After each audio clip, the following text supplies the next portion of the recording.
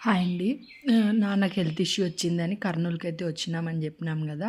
Next day మార్నింగే 6:30కే scan సెంటర్‌కైతే వెళ్ళి full body scan చేయించుకోవాలని చెప్పినారు. మాకు ఆల్రెడీ టెన్షను. సరే అని చెప్పి బయలుదేరినాం నేను, మా చెల్లెలు, మా నాన్న ముగ్గురం బయలుదేరినాము.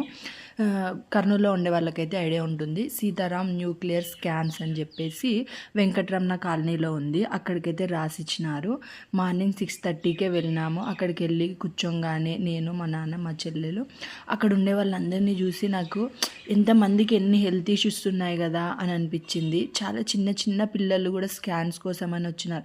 కొంతమంది బాడీ స్కాన్, హెడ్ స్కాన్ అని చెప్పి, అందులోనూ అది న్యూక్లియర్ స్కాన్ సెంటర్ కాబట్టి ప్రెగ్నెంట్ లేడీస్ ఎవ్వరూ రాకూడదని చెప్పి ఒక బోర్డు కూడా ఉంది. అది చూసి నాకు కూడా ఎట్లా అనిపించింది. సరే అని చెప్పి మా టైం కోసం అయితే వెయిట్ చేస్తా అంటే మెడిసిన్ వచ్చింది, కానీ ఏదో డ్యామేజెస్ వల్ల మమ్మల్ని మధ్యాహ్నం రమ్మని చెప్పినారు. ఆల్రెడీ ఉండే టెన్షన్లలో ఇదేం టెన్షన్ రా బాబు అని చెప్పి భయపడుతూ సరే మళ్ళీ మధ్యాహ్నం వద్దాంలే అని చెప్పి నేను, మా నాన్న, మా చెల్లెలు ముగ్గురం ఇంటికైతే రిటర్న్ అయిపోయినాము.